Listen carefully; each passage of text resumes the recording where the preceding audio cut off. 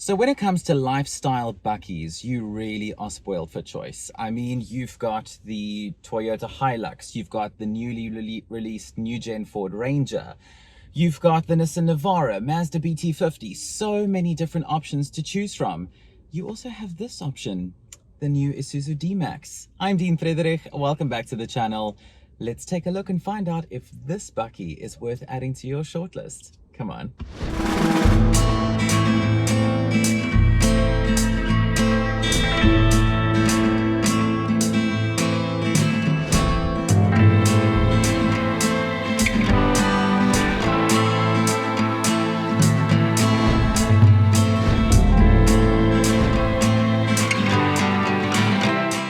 So it's a funny story actually in terms of why we received the new D-Max so late.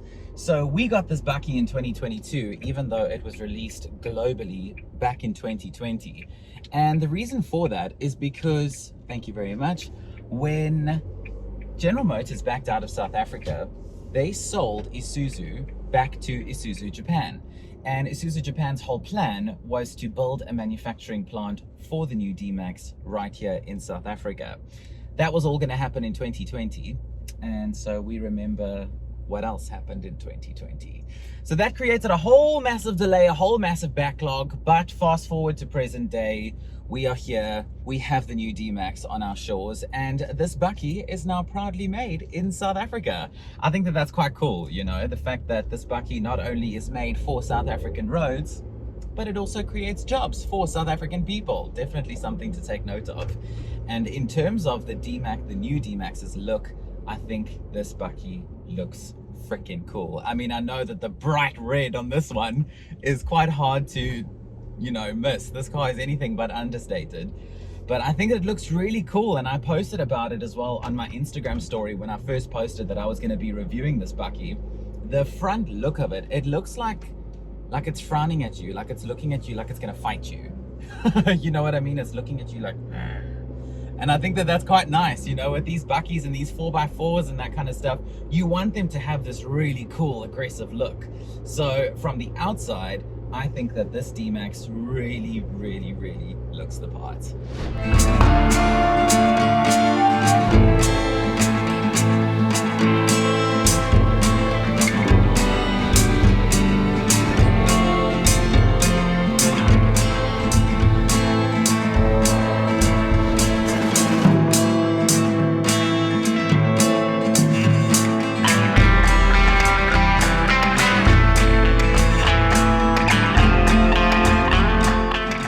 So the model that I am testing at the moment is the 3-litre turbo diesel LAC double cab 4x4. I know that's a whole bunch of different things to remember all in one, but you'll get used to it. And this is one model below the top of the range. There is one model higher, which is the V-Cross, which I do believe is mechanically identical. It's pretty much just cosmetics and features that differ from this one. But I still think this is really, really nice. And in terms of what you get with this LSE, you get a lot. There is not much that is left to be desired with this LSE trim level. I mean, these seats, can I just say, this is something that has stood out to me almost immediately when I first got this bakkie on test. These seats are hell of a comfortable. I feel like I'm chilling on a recliner, you know, like a lazy boy in the lounge. The seats in this bakkie are super, super comfortable. And in terms of spec and safety with this LSE trim, you really are treated to a lot. You've got 7 airbags across the cabin. You've got all your active and passive safety features, which you would come to expect from a bakkie like this, especially at this price point.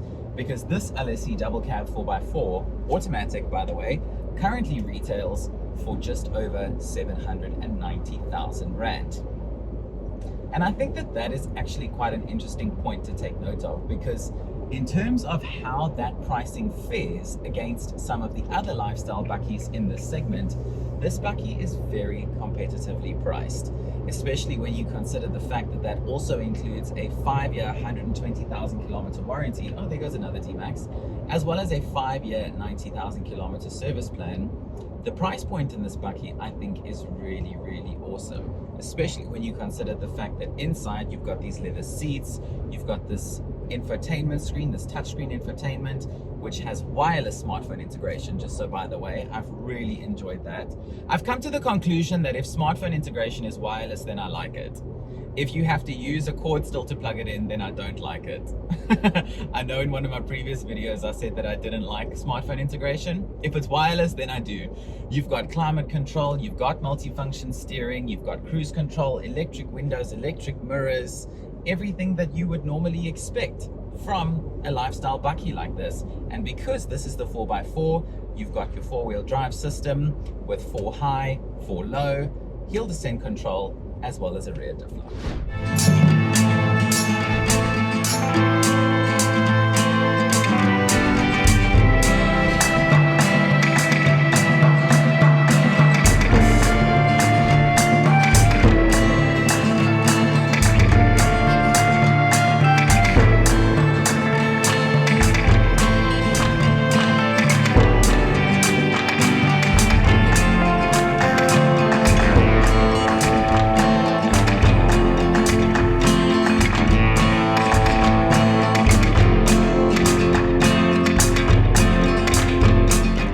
This is of course a bakkie at the end of the day. It might be a lifestyle bakkie, but it is still a bakkie underneath it all. So you want to make sure that a bakkie like this is quite practical, no? And I'm happy to report that the new D-Max is most definitely that.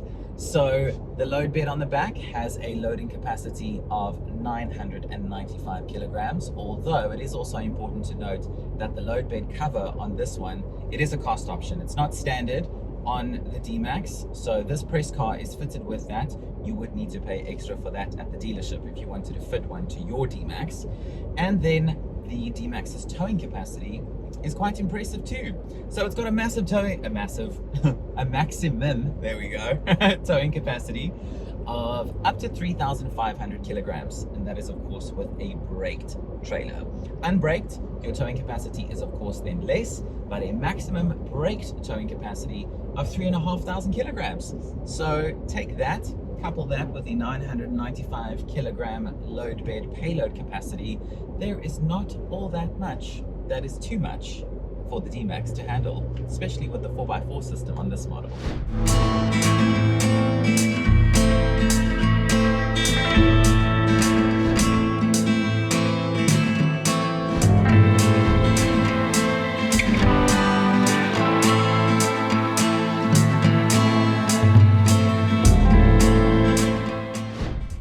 So driving the D-Max over the last couple of days, there have been a couple of things that have stood out to me as plus points. And I've actually mentioned a few of them already, so I won't harp on those too much. The first two is these really comfortable seats and this wireless smartphone integration. I've already mentioned that, so we don't have to go on about it too much. Something else that I've also really appreciated about this bakkie, which I did speak about in a previous review of another bakkie that I reviewed, was the fact that that one, the Nissan Navara, sorry Nissan, love you guys, but I really didn't like the fact that there was no front PDC, no parking sensors in the front on that bakkie. And this D-Max does have it, which I am very, very happy about, because I mean, let's face it, driving around town, a bakkie is not always very easy to park at a shopping center. So front parking sensors and rear parking sensors and a reverse camera and blind spot warning in the side mirrors on this bakkie has been a massive, massive plus. Something else which I've also really enjoyed about this bakkie is the very aggressive front end design, which I have also already mentioned, so I will not harp on too much about that, and the capabilities as well. I really like that this bakkie's got a good payload and a good towing capacity, because you want to have the best of both worlds with a lifestyle bakkie like this. So it's nice to know that you do have that.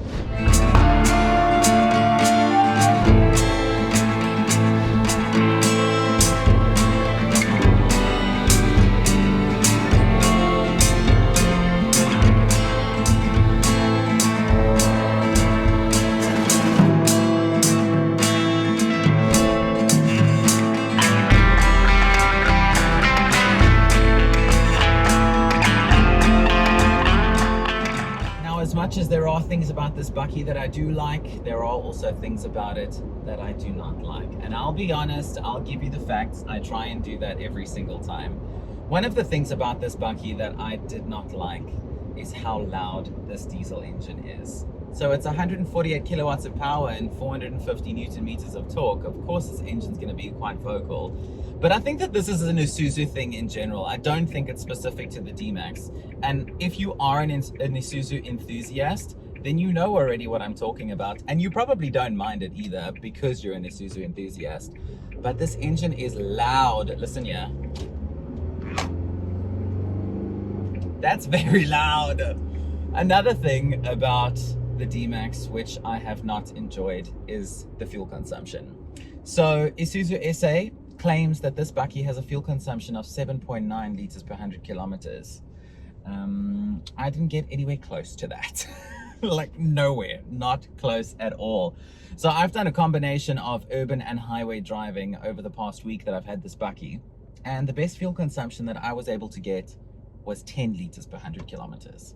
I mean, granted, you know, it's a big bakkie and it's heavy and things like that, so I'm not entirely surprised. But at the same time, did I do something wrong that I didn't get the fuel consumption that was claimed? Please tell me, Isuzu, because I would really like to get better fuel consumption. I didn't enjoy that.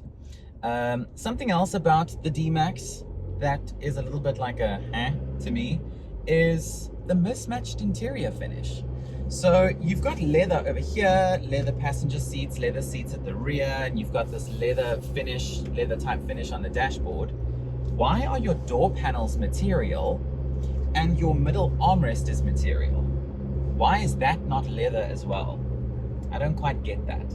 Something else that I also didn't quite understand is why at a price point of 790,000 Rand, that listen is very loud, why at a price point of 790,000 do I not have electrically adjustable seats? I'd really like that. If I'm paying 10,000 Rand shy of 800 grand for a car, I'd like some electrically adjustable seats, or heated seats even. I don't have heated seats either. Don't like that. What is up with that? And something else about the D-Max, which I didn't quite enjoy, is the little screen here in the middle on the speedometer. It's very small, and I think that it could be bigger, especially because, I mean, looking at the instrument cluster here in the middle, there is space for it. So why didn't they do that? Just a couple of things. I mean, I'm going to give you the facts. If there's stuff that I don't like about a car, I'll tell you.